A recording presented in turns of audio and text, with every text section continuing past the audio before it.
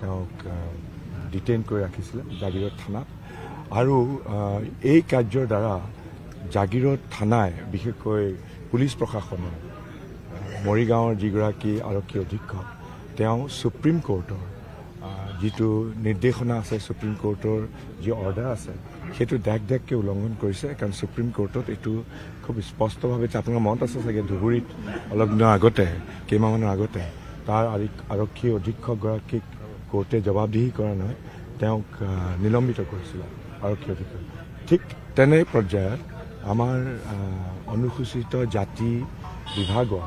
আমাৰ কংগ্ৰেছ দলৰ এগৰাকী নেত্ৰী শ্ৰীমতী কৃষ্ণা দাসক অন্যায়ভাৱে গাড়ীত গৈ থকা অৱস্থাত মূল ৰাস্তা নেশ্যনেল হাইৱে তাৰ পৰা গাড়ী চাৰিওফালৰ পৰা পুলিচে বেৰি ধৰি তেওঁক 11টা বজাত ৰাতি 11টা বজাত তেওঁ গাড়ীৰ পৰা নমাই পেলাই তেওঁক কোনো ধৰণৰ মহিলা পুলিচ নোহোৱাকৈ তেওঁক জাগিৰোড থানাত আবদ্ধ কৰি ৰাখে 4 ঘণ্টা অৱশেষত মই যেতিয়া কথাষাৰ গম পালোঁ মই লৰালৰিকৈ গৈ মই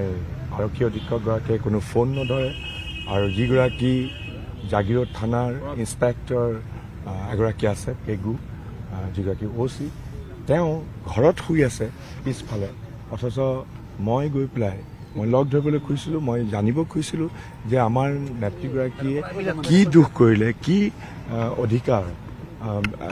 কি উলংঘন কৰিলে যে তেওঁক এনেধৰণে মাজ বাটৰ পৰা মাজ ৰাতি তেনেকৈ গাড়ীৰ পৰা নমাই পেলাই ৰাখি থোৱা হৈছে অৱশেষত মই তাত অৱস্থান ধৰ্মঘট কৰিলোঁ জাগিৰোড থানাত অৱশেষত অৱশ্যে 4টা বজাত পুৱা আজি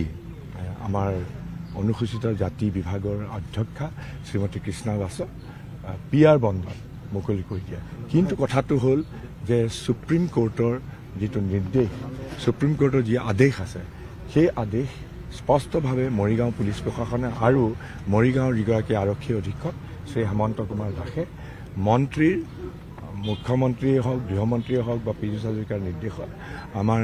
মহিলা নেত্ৰীগৰাকীক এনেধৰণে অশালীন এনেধৰণে অন্যায়ভাৱে বাজ ৰাতি 11টা বজাৰ পিছত 4 ঘণ্টাকে জব্দ কৰি ৰাখি পেলাই তেওঁক থানাত বহুৱাই ৰাখিছে প্ৰথম প্ৰতিক্ৰিয়া কি হ'ব আপুনি ভোট দিবলৈ আহিছে গতিকে কি ক'ব বিচাৰে আজিৰ দিনটো এই মুহূৰ্তত এনেই মোৰ মন গৰ্বত ফুলি উঠিছে কাৰণ মই মোৰ ঘৰৰ কিনাৰতে এয়া মৰিকলং হাইস্কুলত মোৰ ভোটাধিকাৰ আছে মই এজন নগঞা আৰু হাড়ে মজিয়া এজন নগঞা আকাশে বতাহে গুৰুজনাৰ সেই মহান আধ্যাত্মিক বাৰ্তা অনুৰমিত হৈ আছে গতিকে মই এজন নগঞা হিচাপে ইয়াত মই মোৰ ভোটাধিকাৰ সাব্যস্ত কৰিবলৈ আহিছোঁ মই আজি চাওক এতিয়া পীযুষ হাজৰিকা দৌৰ 5th দম হ'ল জাগিৰোড মৰিগাঁও জিলা চাৰিওফালে ভিতৰ সন্ত্ৰাস্ত কৰি ৰাখিছে গতিকে মই ইয়াৰ পৰা ওলাই যাম কাৰণ আমাক একো ঠিক নাই পুলিচে এনেকুৱা ধৰণৰ আতিশয্য কৰিছে নগাঁও জিলাতো কৰিছে মৰিগাঁও জিলাতো কৰিছে বিশেষকৈ মৰিগাঁও জিলাত কথা নাই বতৰা নাই আমাৰ কৰ্মী আমাৰ নেতাসকল ঘৰৰ পৰা উঠাই লৈ আহি পেলাই জব্দ কৰি ৰাখে ডিটেইন কৰি ৰাখে গতিকে তেওঁ যিকোনো খেলা খেলিব কাৰণ তেওঁ একেবাৰে বিবল হৈ পৰিছে তেওঁ এনেকুৱা ধৰণৰ হৈছে যেতিয়াই গম পাইছে যে কংগ্ৰেছৰ প্ৰাৰ্থী গৰাকী এই লোকসভা নিৰ্বাচনত বিপুল সংখ্যাধিক্য ভোটত জয়ী হ'ব তেওঁ দিক বিদিক হেৰুৱাই হিতাহিত জ্ঞান হেৰুৱাই পীযুষ হাজৰিকাৰ দৰে ফোন যোগে আৰক্ষী প্ৰশাসনক ধমকি দিছে পুলিচক আৰু অলপ ধতুৱা আৰক্ষী বিষয়া মৰিগাঁৱৰ যিজন অলপ ধতুৱা আৰক্ষী বিষয়া বুলিয়ে ক'ম তেওঁ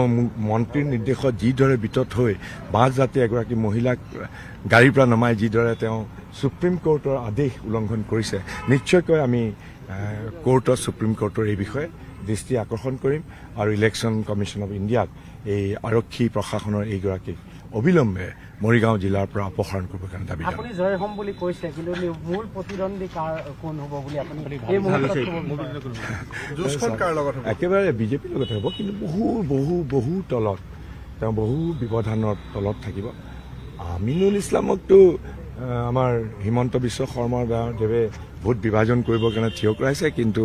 সংখ্যালঘু মানুহে তেওঁ সংখ্যালঘু মাজত শ্লোগান চলিছে আমৰা আছিলে আমৰা নেতা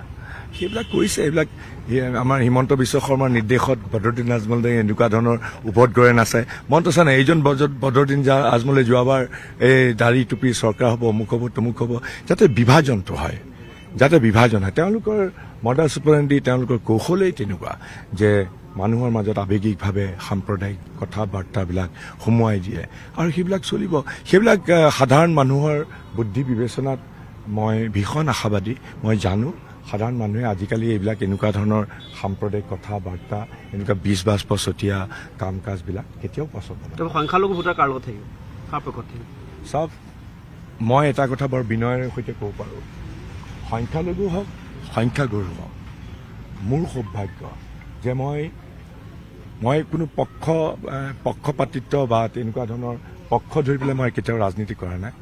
মোৰ অন্তৰখনত সকলোৰে জেগা আছে সংখ্যালঘু সংখ্যাগুৰু